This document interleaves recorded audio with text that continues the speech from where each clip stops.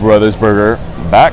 So when we left off, we were standing a little bit deeper in the old city of Hanoi.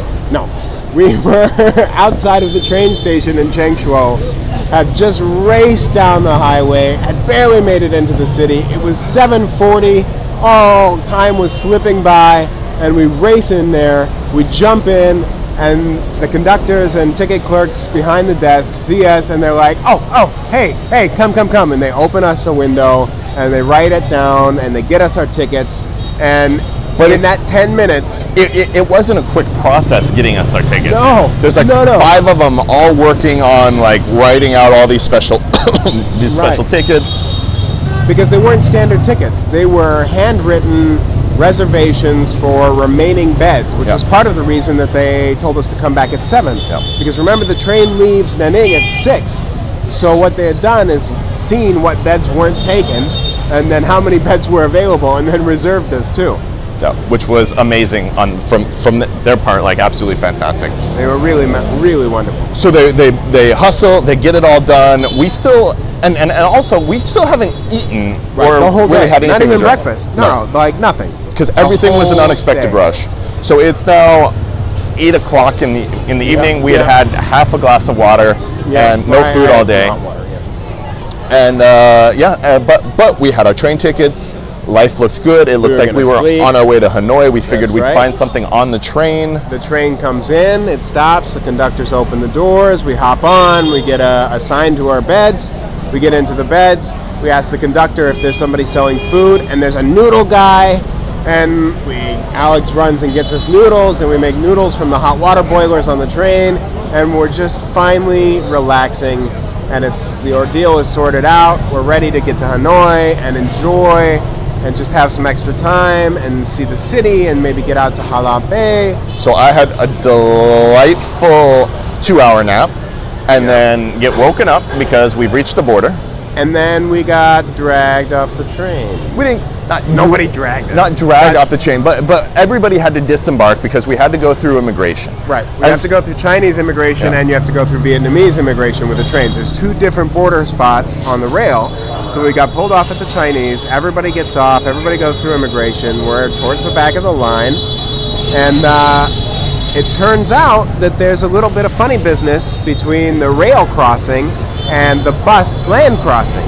So they cross at the same location, but the actual port of disembarkation is a few kilometers away. 4. It's 4 kilometers away.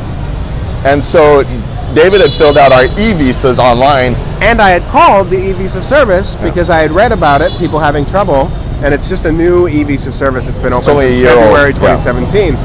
And I called and they had said, just put this one, Hu Nhi Landport, because that's the same town where the train passes. So I did it, and it was fine, right? Except for we get up, I have my passport in hand, the guy looks at it, he asks for the visa, and keep in mind this is still on the Chinese side. And 11 o'clock at night. Yeah, 11 o'clock at night, pulls us aside. There's another lady ahead of us that's also been pulled aside. And she's Chinese. But also, I think she was Chinese American or Chinese British or something. Chinese. No, but Chinese she passport. had a Chinese passport, but she was an expat, I would say. I don't think so. Anyway, doesn't matter. She could not cross for the same reason. She had filled out an e-visa, and it was to the wrong port. It was at the port that was 4 kilometers away. It was the same as ours. And so we had a long, boring conversation with the immigration guy. This has to happen every single night. They're still letting it happen.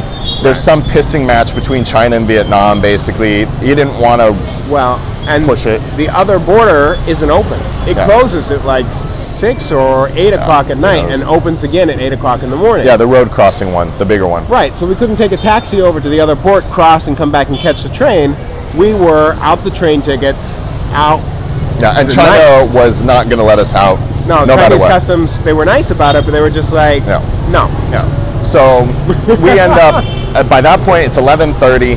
He's like, there's a hotel around the corner. We get to the hotel.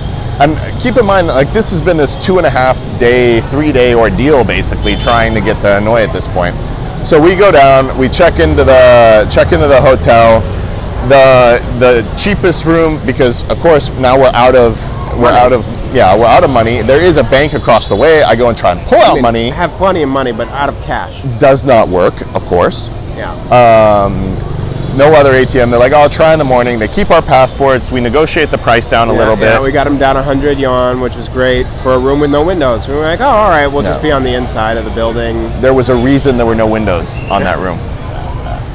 I don't know. I don't know if there's any reason that it's different, but there were definitely some handprints on the mirror that ran above the beds. So that was pleasant. And the shower was totally glass, like clear, transparent glass, like not frosted, not any type of privacy, just like... And a lot of condoms and lube. For sale. For sale. Right there, right next to the bed. They're just like, oh, please, be safe with your happy meeting. To be fair, it was one of the most comfortable beds that I've experienced in Asia. Fair enough, fair enough. And the sheets were clean, so really what else matters? Although the carpet was disgusting. Yeah.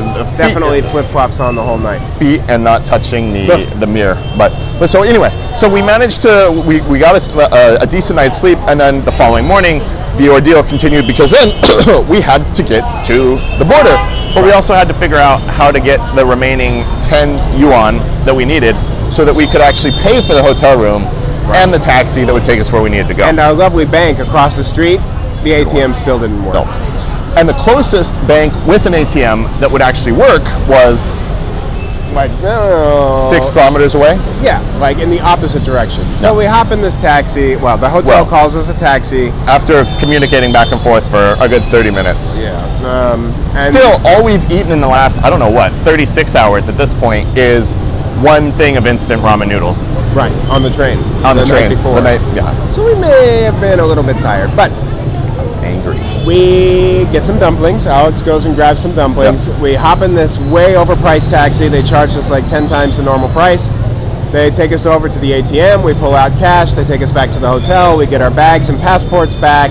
And then we hustle up to the border, which takes us... Not necessarily a border, more a national park that we randomly entered. Right. I mean, this part was really weird, right? So it's a sightseeing national friendship park. It's on the border between the two countries. That looks like an old military wall, maybe a small version of the Great Wall, but like a mini southern. It's an old pass, right? Yeah. So we get up to the pass, and she drops us off at this tourism entrance, and we're like... She just gestures. So really? They have tickets on one side, and then there's another side that we kind of walk up, and she just waves us through. Exactly. She's just like, go on. Yep. We have our passports out. So we haul up this massive hill, and we get up there, and then it's like, oh, okay, now everything's all right.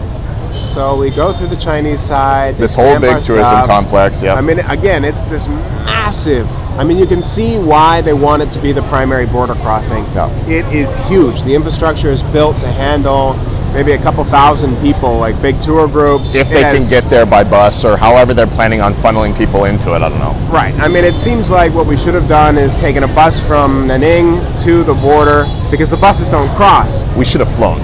Yeah, well, lesson learned. Anyway, yeah. We got into the Vietnamese side. Yeah, so we get across, and all we have now is yuan. We don't have any dong. So what we end up doing is, luckily, find a Chinese bus that's quite cheap that then will take us the rest of the way. It takes us the remaining 3 hours, 2.5 hours. 2.5 hours. Beautiful northern Vietnamese countryside, which is gorgeous. Drastically different. Absolutely amazing. And exactly what we were looking for in southern China. That part pained me a little bit. But the intensive agriculture and the mixture of agriculture and development in northern Vietnam is really interesting. And because they haven't gone through and done these redevelopment projects, they haven't bulldozed all of the old buildings, all of the old fields, everything else. It's got a lot of character in it. Yeah, it still has that charm and gorgeous. Yeah.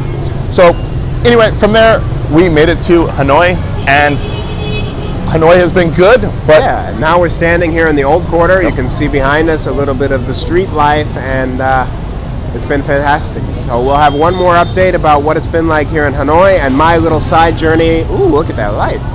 My little side journey out to Cat Ba and the Bay, and then we're headed home. So, Brothers Berger signing off.